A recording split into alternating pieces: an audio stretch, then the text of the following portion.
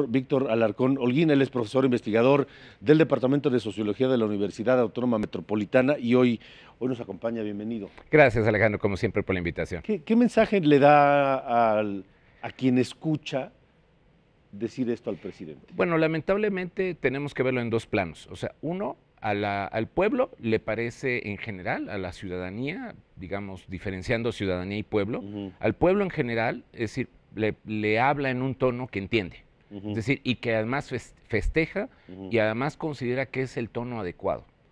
Para la ciudadanía, es decir, para los sectores inversionistas, a los sectores, digamos, académicos, etcétera, que trataríamos de ver la situación a más largo plazo, es decir, no solamente en lo epidérmico ni en lo coyuntural, desde luego preocupa porque, como tú bien lo señalabas, trivializa la función presidencial, digamos, de alguna manera manda un mensaje de bastante, digamos, inseguridad, ¿no? Sobre incluso las condiciones sobre las cuales entonces se toman estas decisiones. Es decir, el hecho mismo de que en días pasados también en Oaxaca haya mencionado que no va a reprimir al narco porque el narco es pueblo, precisamente ese es el concepto que mejor se adapta a esta idea de que Andrés Manuel juega para la tribuna.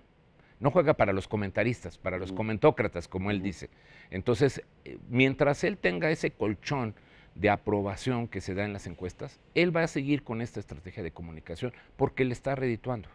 Y eso yo creo que sí es algo que también nosotros tenemos que tomar muy en cuenta, en función también de lo que una oposición más responsable, sobre todo una oposición más propositiva, tendría que obligarlo a centrar a los puntos concretos del debate. Es que el discurso sigue recurriendo a la polarización, porque por un lado... Y a la banalidad. Y a la banalidad, el fuchi, guácala, los voy a acusar con sus mamás, etcétera, por un lado. Y por otro lado, el secretario de Seguridad Pública, el secretario de Marina incluso. La secretaria de Gobernación. La secretaria de Gobernación diciendo que es normal. Exacto. ¿No? Las matanzas en Aguililla, las matanzas en Guerrero, es decir, no nos está dando nada nuevo. O sea, como diciendo... Pero ellos justifican esta, no sé si llamarla estrategia, o decisión de no utilizar la fuerza por parte de este gobierno, argumentando que ellos no quieren reprimir.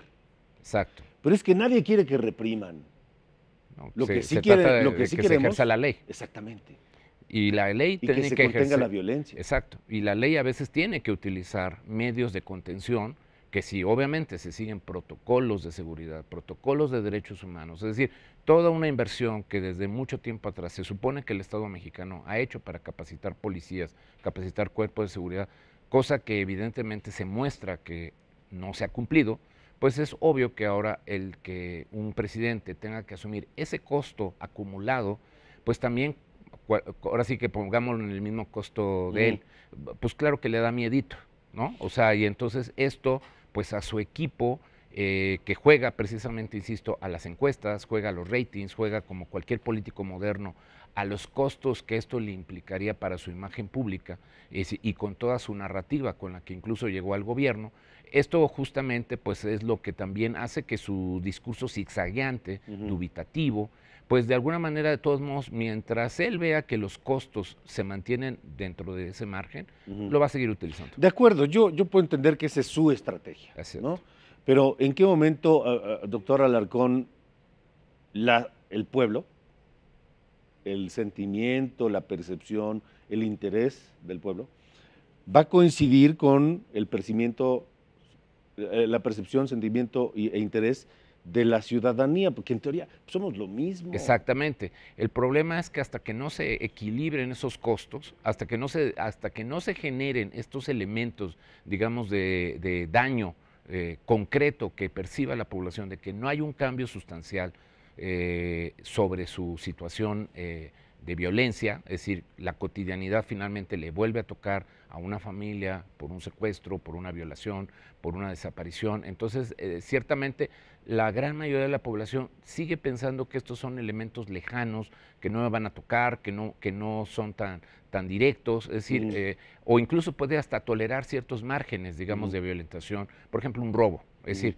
la gente está acostumbrada ya, normalizada, que le puedan robar su celular o que le puedan robar su auto. El problema es que cuando ya se logran, digamos, elevar esos costos de transacción, como se diría técnicamente, o sea, cuando no te toca hasta algo que realmente afecta a tu situación, la gente puede tener incluso un gran margen de tolerancia con respecto a incluso asumir que esta normalidad, como lo percibe la propia Secretaría de Gobernación y otros funcionarios públicos, es parte ya de un hecho que difícilmente puede ser revertido. Un personaje sumamente cuestionado de este gobierno es Manuel Bartlett.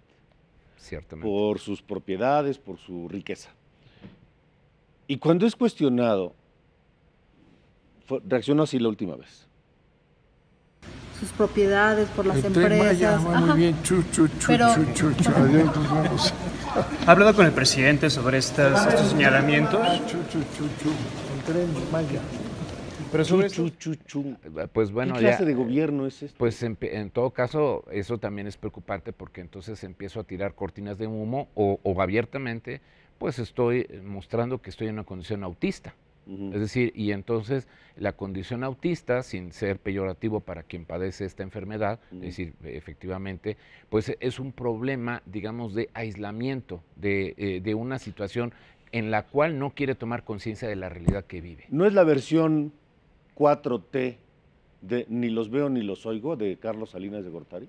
Sin duda alguna. O sea, creo que los políticos están muy habilitados y muy habituados precisamente por su propia deformación, no diría formación, sino por su propia deformación, de ver obviamente todo solamente desde el cristal que les conviene, es decir, y obviamente visualizarse en el espejo que mejor los refleje. Evidentemente, si yo te hago notar tus deficiencias, te hago notar tus imperfecciones, o evidentemente te muestro digamos, las situaciones de violación a la ley en las que estás incurriendo, pues estas son el tipo de respuestas y van a seguir bajo ese tono. Lamentablemente, entonces, bajo esta situación o bajo este contexto, precisamente por eso creo que es donde aquí también el tema es ¿dónde está esa oposición que puede centrar o que puede obligar, digamos, en muchos aspectos? Desde luego, hay algunos políticos que creo que están haciendo su trabajo. De hecho, no hubiera podido pasar la revocación de mandato si no hubiera habido una oposición que ciertamente hizo su trabajo para precisar un derecho ciudadano, pero, por ejemplo, elevar ese nivel del debate, tener un interlocutor que realmente obligue, como precisamente Andrés Manuel, cómo pudo posicionarse frente a Fox, precisamente porque empezó a hacer sus mañaneras. Mientras yo tenga el control de las mañaneras, mientras yo tenga el control de agenda, mientras no haya alguien que precisamente como Andrés Manuel se le plantó enfrente a Fox y decir, no, yo tengo otros datos, efectivamente, y yo también voy a empezar a generar un discurso de referencia todos los días, marcando puntualmente, como existe en cualquier democracia con el famoso shadow cabinet, del gabinete en la sombra. Es decir, en algún momento el Partido de Acción Nacional hizo esa estrategia de gabinete en la sombra en los años 90, precisamente para... El propio López Obrador, el propio López Obrador. Legítimo. Así es, su gobierno legítimo. Entonces, esto, digamos, de alguna manera tiene que ser un elemento, un factor muy importante para empezar, digamos, a generar, no solamente, desde luego, muy importante lo que tu fuente, digamos, el Observatorio Ciudadano, pero es muy importante que la clase política, si realmente quiere empezar a tomar referente, y incluso con miras a la elección del 21, tienen que empezar a centrar puntos de debate y empezar a exigir precisamente más resultados, precisiones. Andrés Manuel se dio un año, y muchos de sus funcionarios se dieron un tiempo para mostrar resultados. En la Ciudad de México, por lo menos, ya vimos que el secretario de Seguridad, Jesús Horta, dio un paso al costado, dando una idea de que no puede con el paquete. Creo que Andrés Manuel, en este momento, tiene que darse una evaluación mucho más profunda. Con sus datos. Con sus datos y con los datos de la propia sociedad civil o de los centros especializados o en espacios como el que tú generosamente nos ofreces, para empezar a mostrar con mucha precisión realmente qué es lo que se ha construido en términos de resultados y cómo entonces podemos elevar la calidad del debate y al mismo tiempo también generar mayor certidumbre. Pues esperemos a que eso se dé. Esperemos a ver. Esperemos. Doctor Víctor Alarcón, gracias por haber estado aquí. Un placer, como siempre. Gracias.